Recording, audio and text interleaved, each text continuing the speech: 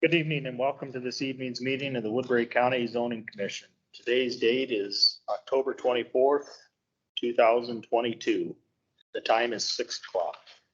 Tonight's meeting will be audio taped and minutes will be prepared. In respect to all parties, we ask that those present turn off cell phones or set to vibrate. Those in attendance are asked to legibly complete the attendance sheet upon the front table. I would like to take a moment to review the procedures that the commission will follow tonight. First, the commission will handle the normal housekeeping agenda items. Then for each application on the agenda, I will open the public hearing on the item. Planning and zoning staff will then present the staff report, including the staff recommendation. Any letters or other communication received from the public prior to the hearing will be entered into the record. The applicant will then have the opportunity to present his or her case and respond to the staff report.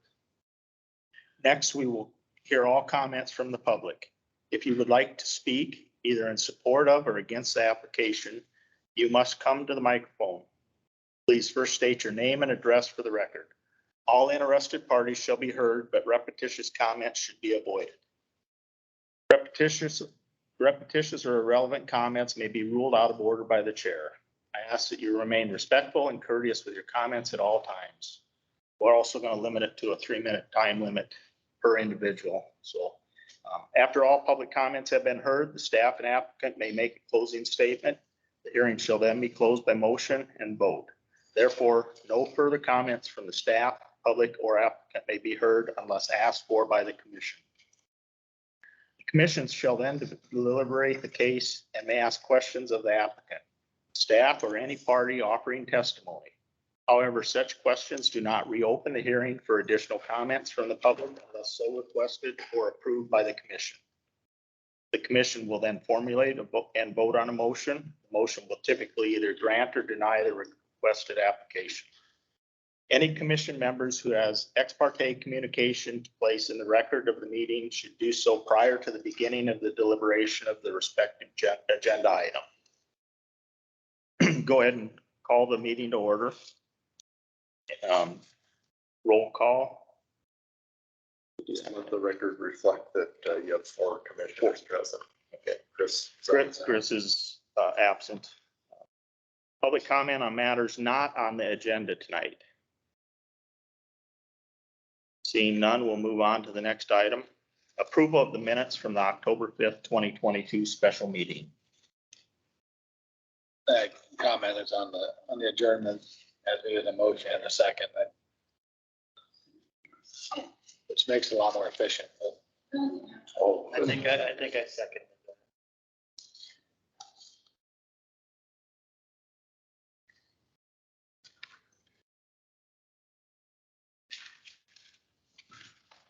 As I make a motion to approve with that change.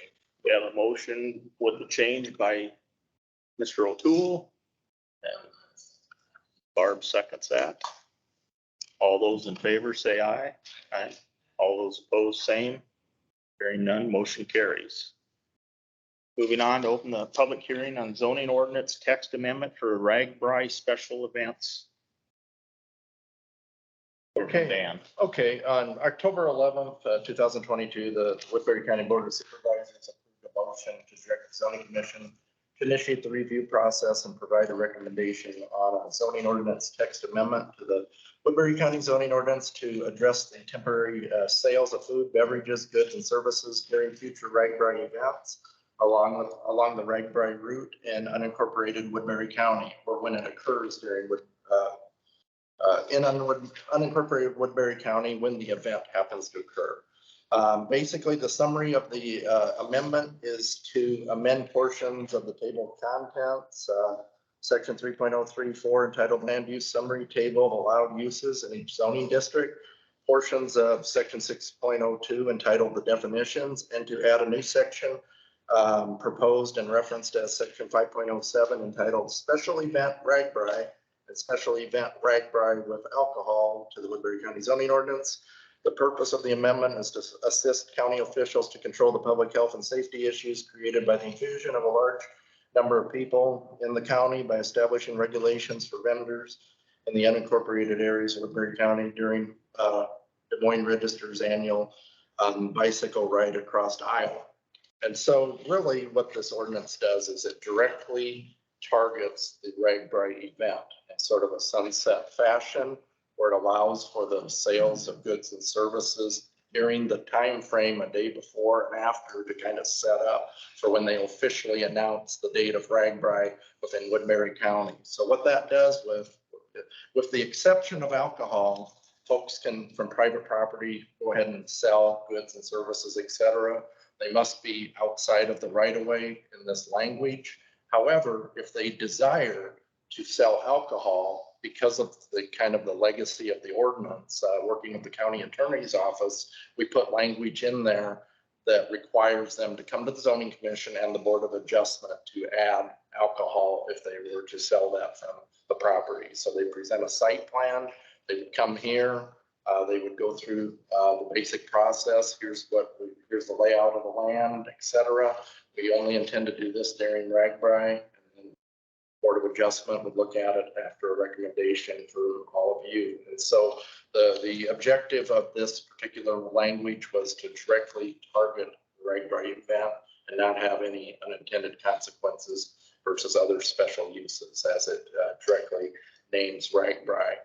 This language came about working with Joshua Widman in terms of looking at other ordinances where some counties have actually passed other specific RAGBRAI ordinances, but we see this as happening enough through the years that it would be a reasonable fix. And so the language was, of course, brought to the Board of Supervisors, and they basically got the process rolling by bringing it here for, of course, the public hearing. So that's really all I've got.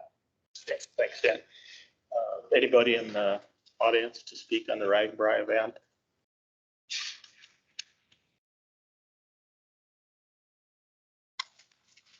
So my name is Crystal Clarence. I live at 103 Virginia Street here in Sioux City. I am the executive director for Explore Sioux City. So we're the convention and business bureau for the greater Sioux Lake region, and we support this passing or moving forward.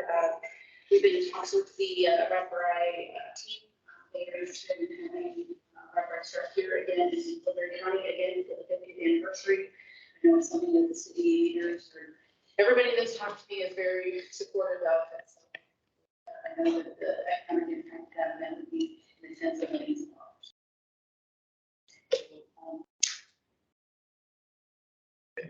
Thank you.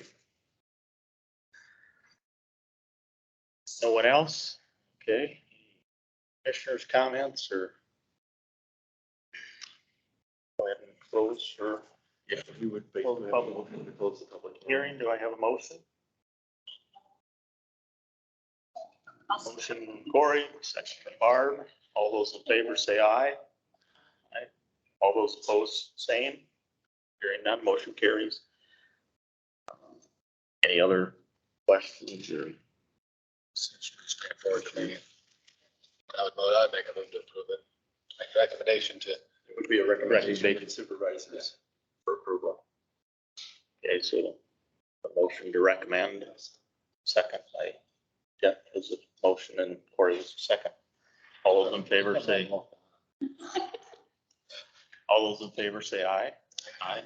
All those opposed, same. Hearing none, motion carries. Moving on to the informational discussion permitting process for hazardous liquid pipelines. Dan can fill us in on that. Yeah, again, I want to point out that the Board of Supervisors at their October 11th, 2022 meeting did make a motion to direct staff and the Woodbury County Zoning Commission to begin a process to provide a recommendation of a zoning ordinance text amendment to address the permitting of hazardous liquid pipelines. In particular, the review is to look at potential setbacks or separation distances to be considered in addition to the existing ordinance criteria. And just to kind of go on and elaborate that the zoning ordinance, as you know, presently has pipelines as a conditional use across all of the respective zoning districts. And so kind of the objective here is to look at a set of criteria database that would justify a reasonable setback possibly from the carbon-based, the CO2 pipelines. And so at this time, myself and other staff, Michael Montino from the Emergency Management Department and Mark Narr, First County Engineers here tonight as well, kind of on the subject. But what I've looked at in my conversations with them and doing a lit review is to kind of understand a few things about the county's authority to be able to look at zoning measures as a way to cite these respective pipelines and how they would fit within any respective proposed area. There's numerous data out there. A lot of these studies are surprisingly British based. They have an extensive look at CO2 and other pipelines. So there's numerous formulas where we can look at safety conditions from, just right in close proximity to the pipeline up to 3,000 feet or so. So there is percentages of carbon releases in the air at times. And so there's numerous variables out there on how it might dissipate if it is released, controlled. We have to look at mitigation where companies would shut valves off and have different segments shut off, and then you're left with a certain amount of product that would get released into the air. So those things are kind of considered through the siting.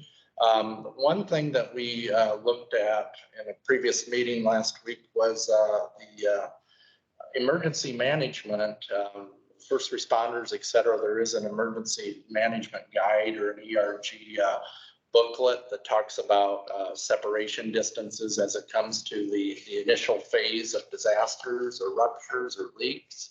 And they typically separate out folks about 330 feet at the time of discovery of the disaster. So that's kind of a starting point piece of data that we are looking at as well. I've also been looking at PHMSA, which is a part of the Iowa Department of Transportation. They have some kind of input as it comes to zoning. What I found out in the research is it's not clean cut. We're not finding a magical setback where they say 1,500 feet or 1,000 feet or 700 feet. It seems like it's kind of up to debate where all of these different variables take a hold. And so kind of looking at that, PHMSA from a zoning perspective is looking at pipeline safety. And I don't know if it comes to where the with the other type of natural gas or other pipelines where there's been more federal preemption from either federal or state level, but they talk about consultation zones or planning zones as kind of part of the setback. And what they talk about in terms of consultation zones is maybe having some type of ordinance language that sets a length from a pipeline, and then it creates a scenario where if somebody were to build or look at permitting, I want to build a single family dwelling. Well, if you're within this zone, therefore you need to have a conversation with the county as well as the pipeline company as kind of a planning process to have an understanding of what is going in there. The planning zone in particular, these are two separate concepts that kind of merge together, but the planning zone is to have an area there where it puts the pipelines completely on the map. So if we're to run a planned development through here or a minor subdivision, it would be enforced to have which it's already in our subdivision ordinance. If you have a pipeline coming through a property, it should make a presence on the final plat and be part of that discussion as it comes for creating the lots. But it seems that PHMSA's supposedly solution is to kind of look at it from the aspect of communication strategy in terms of where the placement are of these respective structures, which makes it quite intricate and complicated once you institute a setback. They're talking in the literature much more about protecting the pipelines and from rupture as much as the structures that are out there in place. So it's more so kind of a reactionary, much more than citing it. It's where you start to put the houses in and the effects on the community basically after a pipe is instituted there. So the literature really needs to be more expanded, and many of the authors have said that kind of at the local level. There needs to be a greater level of understanding and even expertise when it comes to those levels. So looking at the instituted setback or the reverse setback, if you're to put 1,000 and you cite occupied structure, well, occupied structure could mean a house. It could go into commercial based as well. You have so many people in a facility.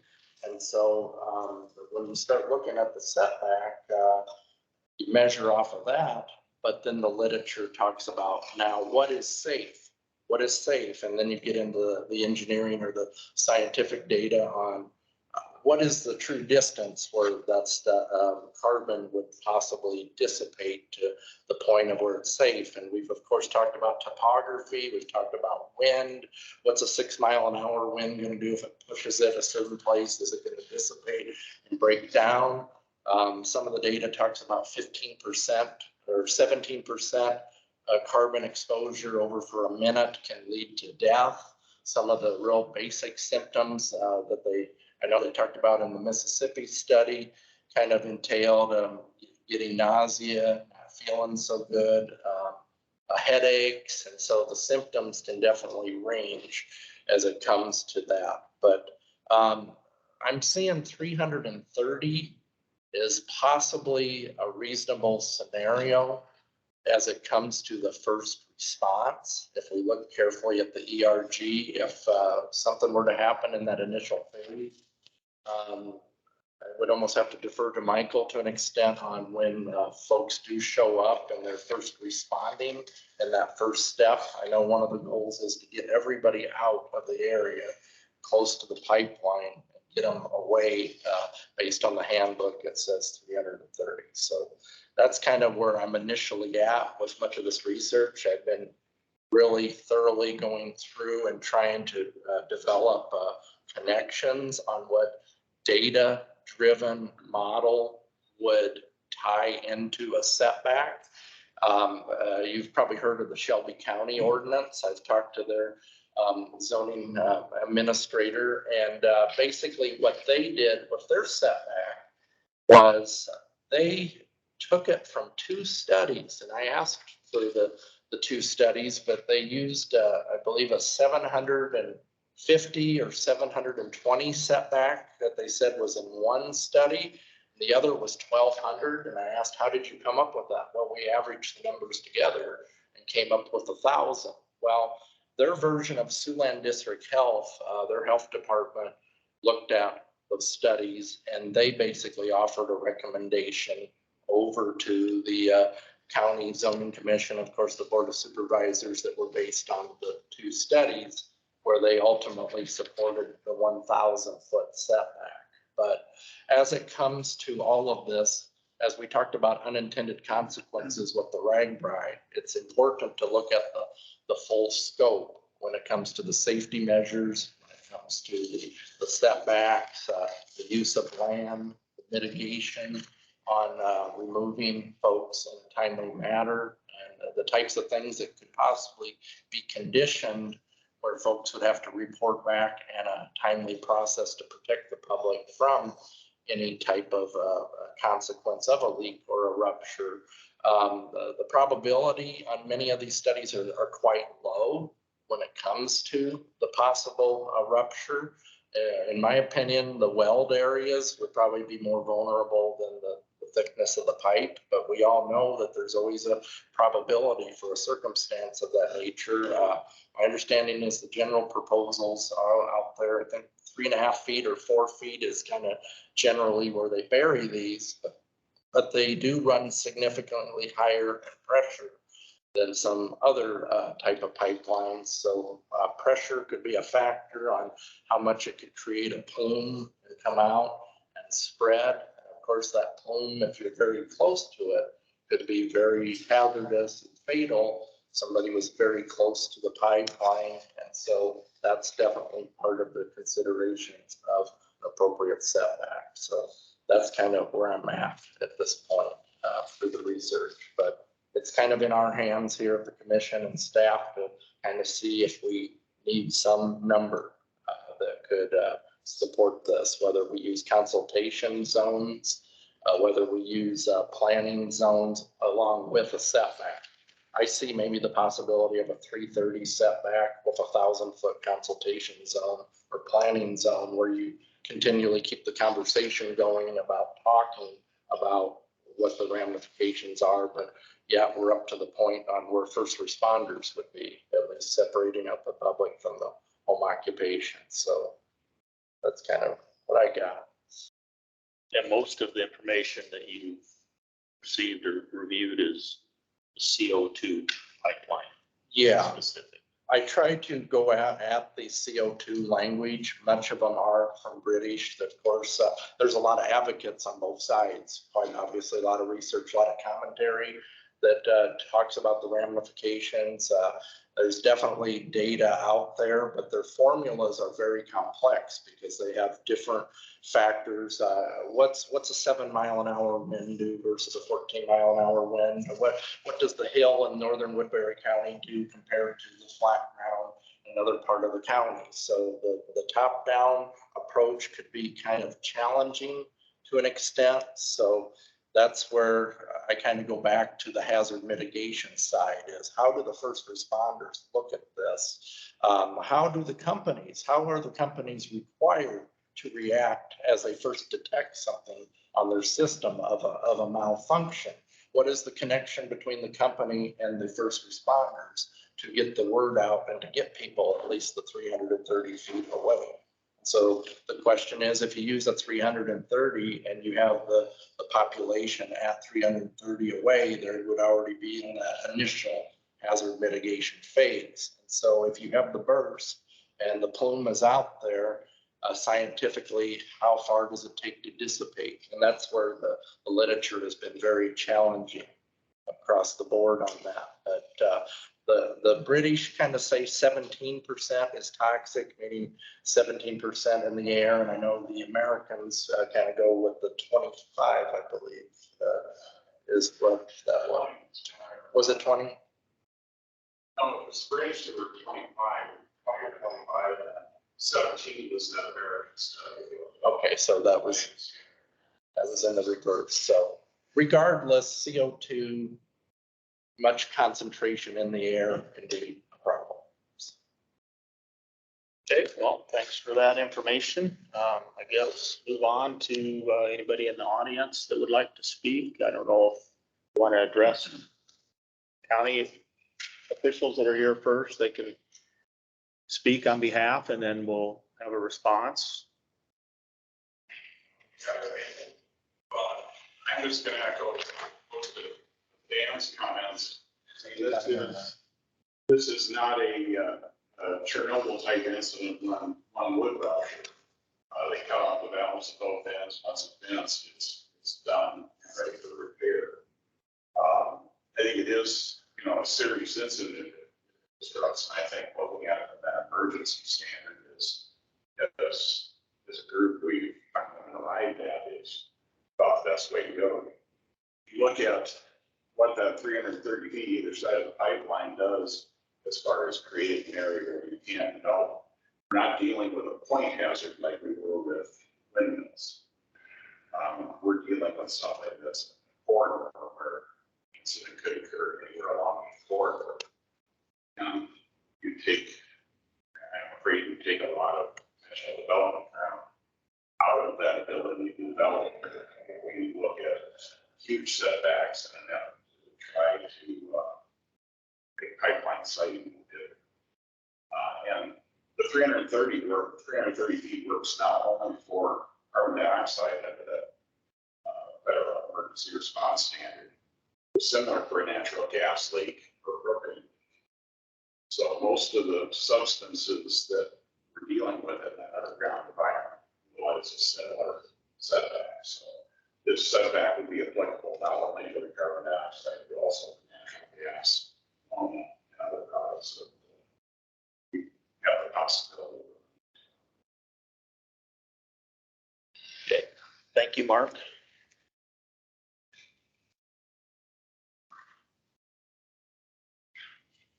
So, hello, my name is Mike Montino. I'm the emergency manager for Woodbury County, and I was invited to join these conversations. And what I have to add to it is that these kinds of situations tend to be dynamic, and they are dependent on a high number of variables. That includes atmospheric conditions, infrastructure, so how the pipeline is built, what controls, how quickly it'll shut down, what the pressure is of that pipeline, what the substance state is, whether it be solid, liquid, gas, and also the geomorphology of, and that just, the hills, is it flat, if there are ridges? So what I have come up with is, yes, we do have quite a bit of research, but I think we also do need some more data. It is my prime role here in Woodbury County to protect life and safety of the citizens here. Bringing in a subject matter expert that deals with this on a daily basis. And also will go through some of those factors. And I've suggested some contractors that do that kind of work. So that's what I would have to add to this. What, currently the plan, like, especially along the eastern edge of Sioux City and stuff, where there is a lot of pipelines running through populated areas, how's that handled currently or? As far as an emergency response, and again, it depends on the event. So first responders would go there, assess the scene, figure out what kind of substance is going through, and then work together with that pipeline operator. And number one, go ahead and shut that pipeline down, and then number two, protect life and safety in the area, whether that be by evacuation, shelter in place, or other orders. But it is highly dependent on those variables, which way the wind is blowing, how fast, what the geomorphology is, how many people are in that area, and what the substance is. So I can't give you a definitive answer, unfortunately. Well, and every day it's gonna be a different answer too. Yes, sir. Any other questions? Thank you. Thanks.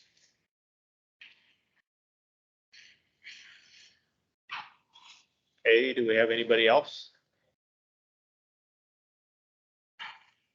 So, I sent this to Dan, Joe made intentions to describe it. I sent this article to Dan. This is, in response to an inquiry to the customer service staff at the Iowa Utilities Board, because there was some uncertainty as to whether the IUB could control what, ordinances you put in place or have some say in what you had in place. And this says, and the bottom line says that IUB does not have jurisdiction over the adoption of ordinances by the county. So I would encourage you to make the best and most stringent ordinances that you can. Some information from the pipeline company says that they will put their cutoff valves 20 miles apart. There will be a 10-inch line that's supposedly going to our property. So all of the content of that 20 miles and that 10-inch pipe will escape into our area, and it will spread for several miles. So you won't be able to drive in there unless you have an electric vehicle. You'll have to walk with self-contained breathing apparatus. These pipelines are way different than oil and gas pipelines. PHMSA has jurisdiction over oil and gas and regulations for those pipelines now. They do not have any regulations for CO2 pipelines. So they are in a 2-year rulemaking process to govern carbon dioxide pipelines. So they do have recommendations for the gas and oil, but they do not have for CO2. And I think it's because, as Dan pointed out, the topography, wind direction, all that stuff is very different than how it would react as opposed to a gas line rupture. Do you have any questions for me at all?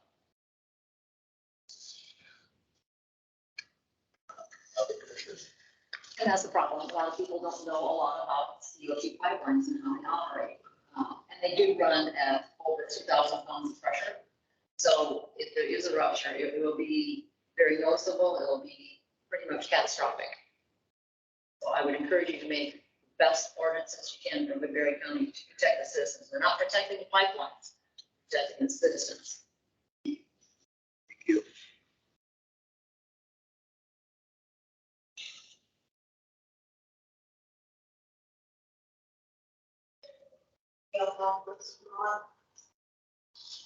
It's my first comment. Chris, about is that it's time for a pause. But about that, we have one education, one research done.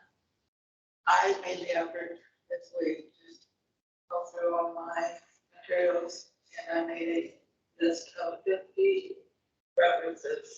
And Chris asked me, I that last week, and I still don't understand. I was forwarded it to the county, and then forwarded to the United Airlines.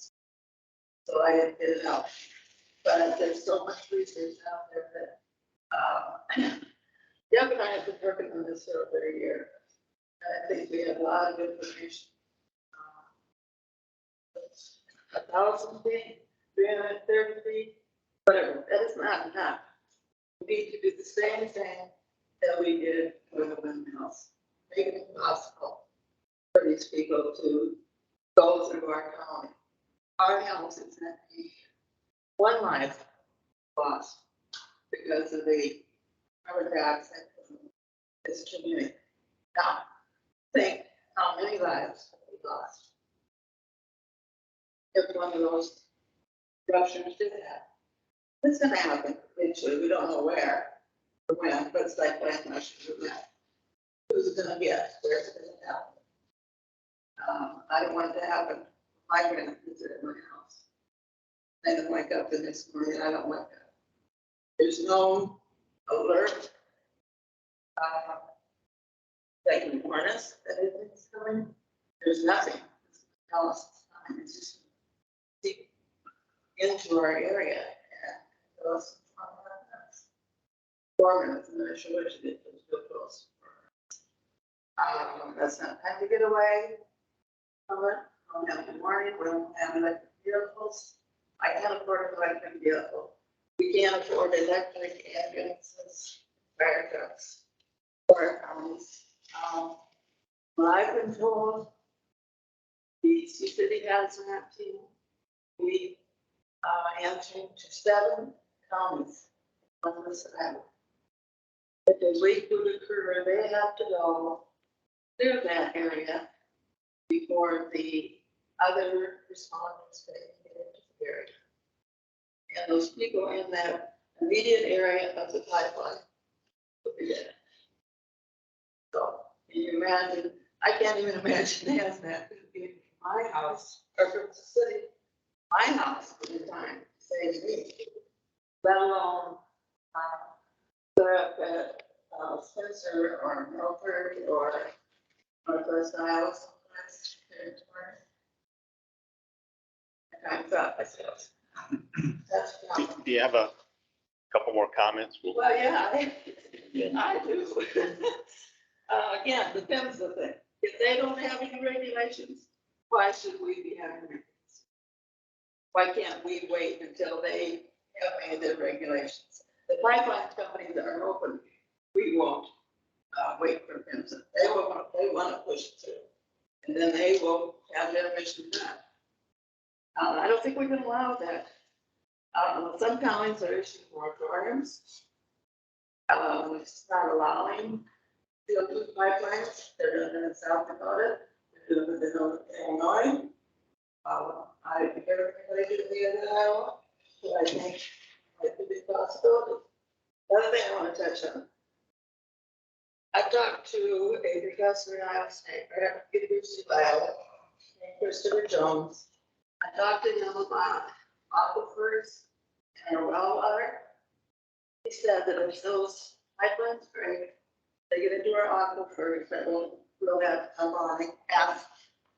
If that gets into our wells, our system, then we have no good water for our wells.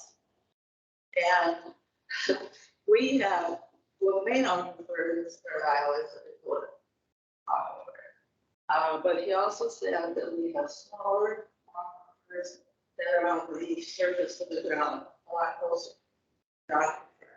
I don't know if you're familiar with Flyland. Know that we have troubles with our bottoms. He said that very likely is a small aquifer in our land. So it's modern, what's it called? that side would get into that aquifer. It would destroy our well and the water that valley. So there's too many things that we don't know about yet. And we haven't investigated to get the answers. And I don't think we're ready for a decision at all until we find out those answers. So I would recommend that you table it for now or whatever you can do, but I don't think we're ready for a decision. Okay. So, questions? Oh, another thing I want to bring up. Insurance companies are not going to cover us for liability. We've gotten answers from several insurance companies that say, well, they can't make a judgment on that. They're just wiggling around the question. They're not going to pay liability if there's an accident. So you could lose the farm over the 500. No, we definitely have a lot of questions that we're gonna have to answer, and I appreciate everything you do and the emails that you. Yeah, if I may address that. I consulted with the county attorney's office, and this is a discussion or information part, which is the very beginning. It's not a public hearing.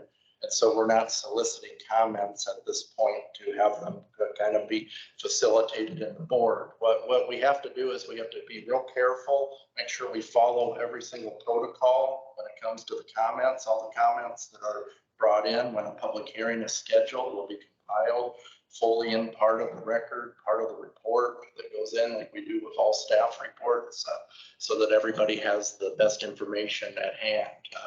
In the information discussion stage, we're looking at concepts that become a basis of an item that will eventually be debated in the public hearing, as Greg was tonight.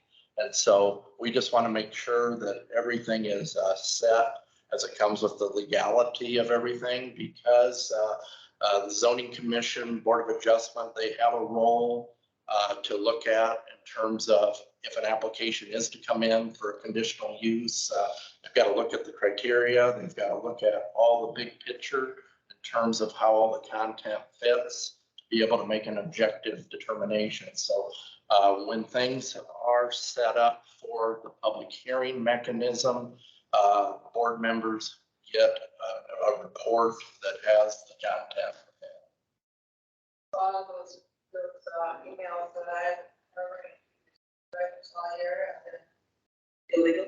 No, you're free to contact members. It's just that when you come through us officially as staff, we're the ones that contact the public. We send out the legal notices and everything, and so things are kind of in a time frame, and so we keep things, the integrity of the information as it pertains to the discussion of an ordinance or the ordinance language. So everything that you have sent is documented. Absolutely, we have that available, but it's advised to work within the realm of the public hearing process. Anybody can go contact an elected official about respective things, but if we're working within the frame of the public process through a public hearing, it's more helpful to us even in terms of the process if it fits within the box. Here is the ordinance that is being looked at. What are your comments on the respective ordinance so that it can help support what it is we're looking at within the box of the public hearing process? I think we would be negligent if we didn't vet all the people on zoning and the adjustment or know what these articles are saying. I mean, I'm not writing these. I'm not making them up. They're just articles that I. So I guess, Dan, let me ask you this. Is this something that the board can just request that we see? Well, Is that within? Well, technically, again, some organizations, I know you don't have county emails. And so you get into a situation where every board member, you have to look at the ethics of freedom of information requests, et cetera. So it's kind of on you individually to decide what kind of information you are to receive. But when staff is involved in looking at objective reports, we collect all the information. We're the big funnel as it comes to the public. Of course, we want public information. We just kind of got to play by the infrastructure that we have as it pertains to public hearings. So right now it's an information stage. We brought this to zoning commission. Actually, the last month we brought it as well as information because we're trying to build a foundation to understand what it is we need to do in terms of looking at this ordinance. And so just last week, we heard from the Board of Supervisors that directed us. Now we have a path.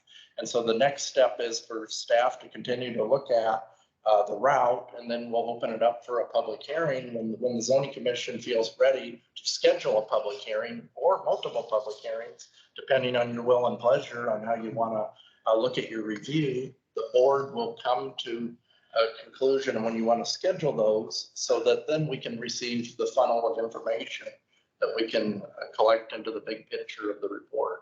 Because all that stuff's going to be looked at on how things are, how determinations are made. If you cite a piece of data, the data should be cited, should be included, should be considered. So it's just being orderly and keeping items together. And that's our role as staff, is to keep the trains running on time, basically, keep things in order. What I'm afraid is by the time we get around to releasing those, there's not gonna be time enough for the boards to read all that information. I had 50 articles on my list. I probably added 10 more today that I ran across.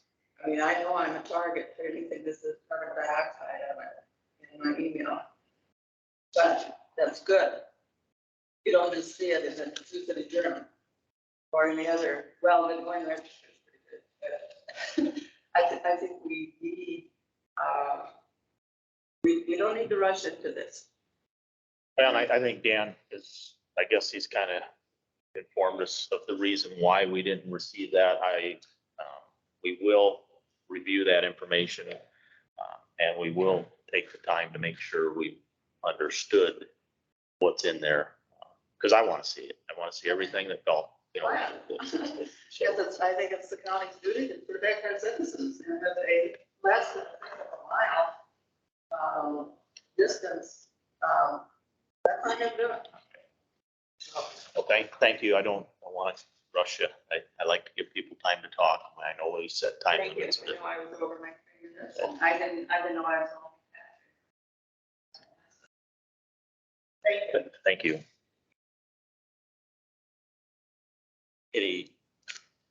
Anyone else? No other comments? Okay, commissioners, anything from questions, comments?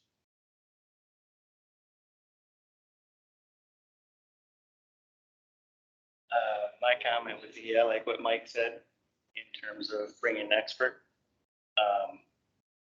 Any research I've done in academia, there's things for and against, and you made the point that they're for and against. And I don't want to see a list of 50 things that are against. I'm not saying that's what your list is, but I want to see both sides to be able to make a better judgment.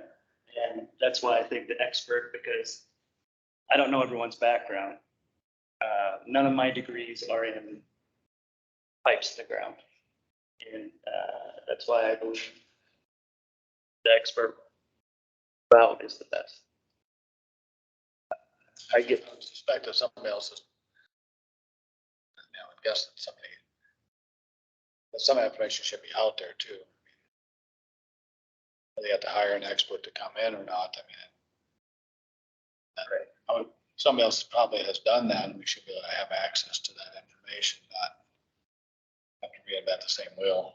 I just know that everyone should know. Everyone's aware when you get on the internet or wherever you're researching. Find what you want. You find what you want to find, yeah. One question is, Mike, I guess I'd have, does the CO2 pipeline present a greater issue because of the fact that there is no odor, no warning? That's, like natural, you smell rotten egg, there's something.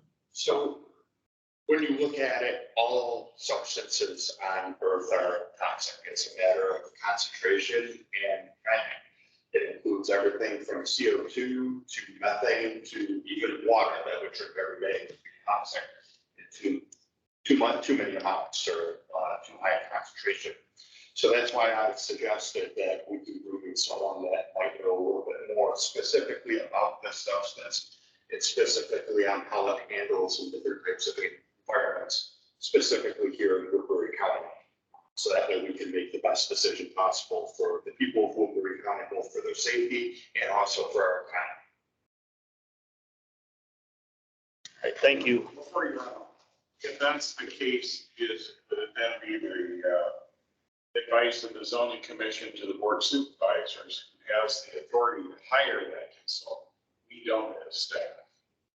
So that may be part of your information seeking process is that you make that request to the board of supervisors so they can appropriate money for that study. We go on and do research at best available public information. Dan's had more time to read through those studies than I have. Again, I feel that by getting enough separation so that there is time for that emergency response pipeline, we can do a good job of protecting the public while not preventing development over a significant portion. Looking into it further with subject matter experts who can look at little propagation and see what that setback distance is so that you're into, okay, it might make the mill, but we have time to get them out before it becomes big. Type choice and what that distance would be. But again, that would be something that your commission making that request to the board along with the staff is going to find out would be given to the board for consideration. Board supervisors, so that you don't have the authority to hire someone, but they do. Okay. Thank you.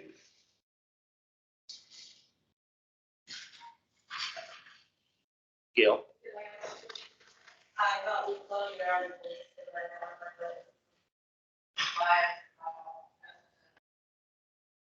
I was thinking.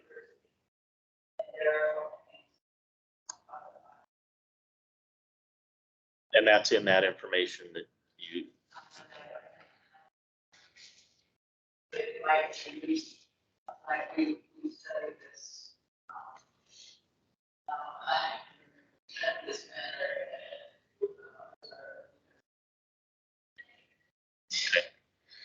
great. Any other questions, comments? Yes. On this.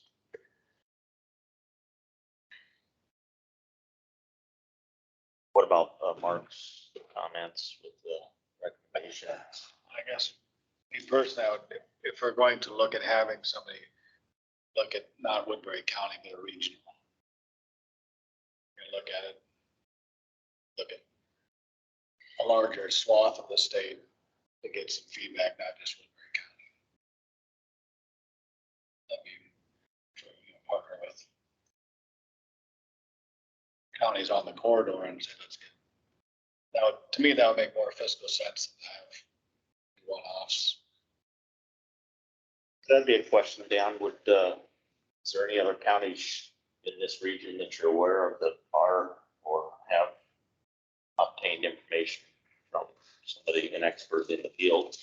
Yeah, there's a mixed view across the board when it comes to the zoning administrators, for example, but Story County kind of looked at calculating their own formula, looking at kind of the radius of the pipe and having some sort of equation that was calculating setbacks.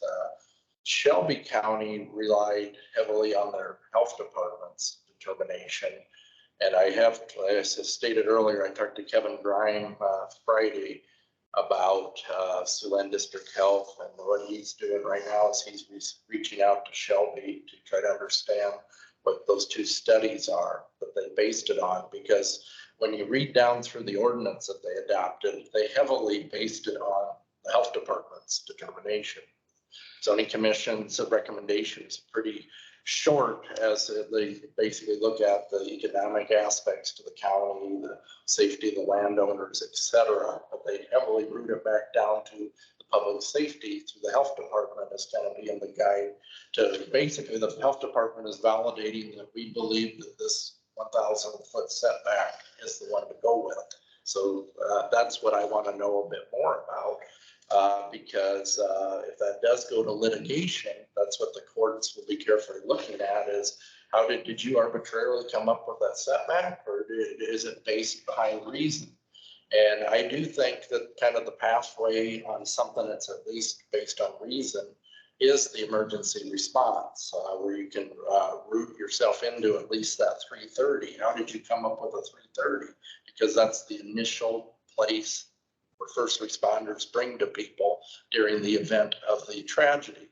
And so if you look at the 1,000 feet, and if I'm seeing this challenged in the courts, how did you come up with the 1,000 feet? What was that based on?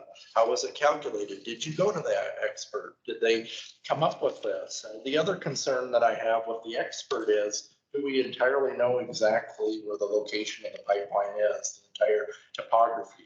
If you put it 2 miles east or 2 miles west, is that plume projections going to be any different or change? So the kind of the science of that would be a concern as well, where I see the first responders in the ERG handbook, which is a standard across first responders. I think that number more clearly shows a substantial look at the county protecting safety, because the county is saying, we recognize this is where the first responders move them. And we're basically within that logic, we're rooting it in something versus going over 330. It could be a bit more arbitrary in the short time that we have in terms of looking at this. So that would be kind of my concerns. I have a question, maybe Mark knows. I heard you say if there was a rupture, they could shut off and shut off, and they deal with the rupture in between. I heard 20 miles between shutoffs. To me, it seems like, why can't we, if we're talking about setbacks, why can't we have more shutoffs, make things safer?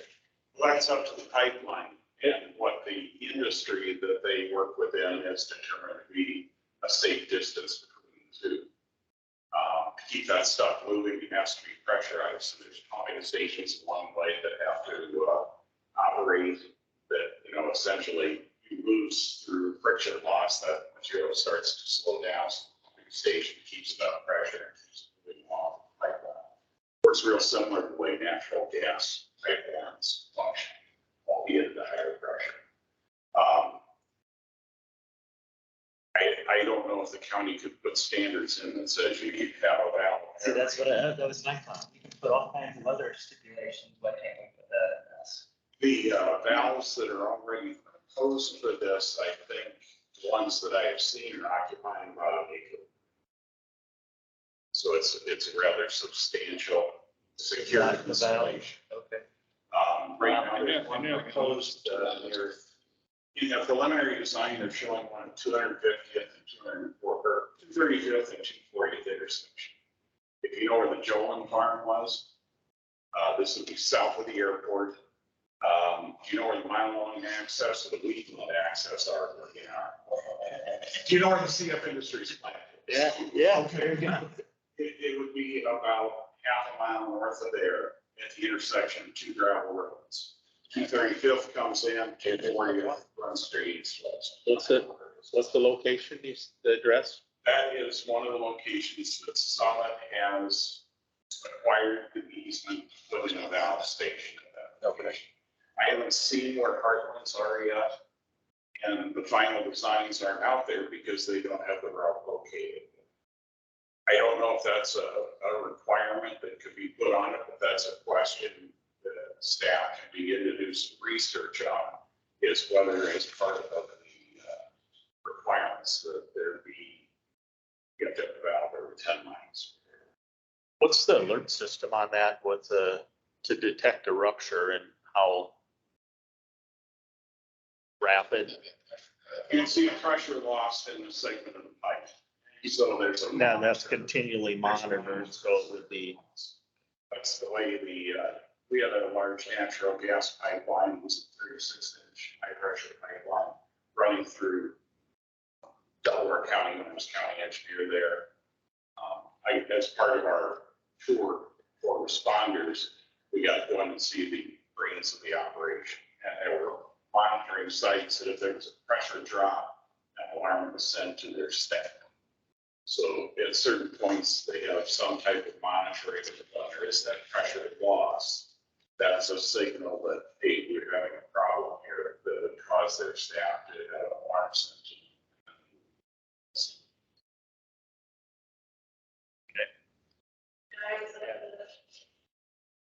Gas, natural gas. And it has a one. Yeah. And it was allowed, it was a year at the house to every night. Yes. If you have a moment. Something goes on with that thing. It has a. well, that was kind of the question why I asked that, to find out what there is available and how it works. So we'll investigate that question. Anybody else? Just telling the higher pressure, the easier to devise that. So, But you see, like, there's a section, I mean, there's initial pressure, once it drops. Carbon dioxide, pressure's gone, gonna turn into gas, I mean, it's not like you're gonna lose 20 miles of liquid a second, I mean, you're gonna lose, as the pressure drops, it'll be much slower.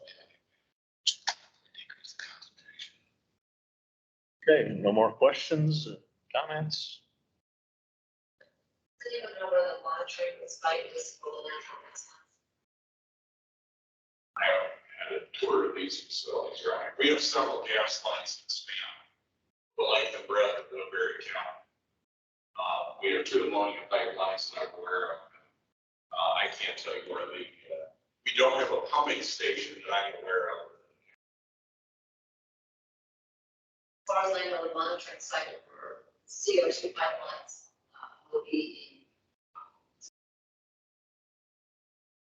always there. And they haven't said how many staff or where they will live in response to that. Okay, yes. If there's nothing else on that, we'll try to review this further and listen and research and move on from there. I guess moving on to the next item on the agenda, public comment on matters not on the agenda. Nothing there. Commissioner comment or inquiry? Anything else? Staff update. Well, I guess at least with the Ragbri ordinance that was recommended, this will go on to the supervisors probably a week from Tuesday to begin that public hearing process, which will be up to 3 public hearings. For 4:40, they usually have set times, 4:40 for the first 2, and then the last one, 4:45. So a week from Tuesday, then 3 weeks from that, so. Okay, if there's nothing else, motion to adjourn. Have a motion, second. All those in favor say aye. Aye. Vote same, not hearing none.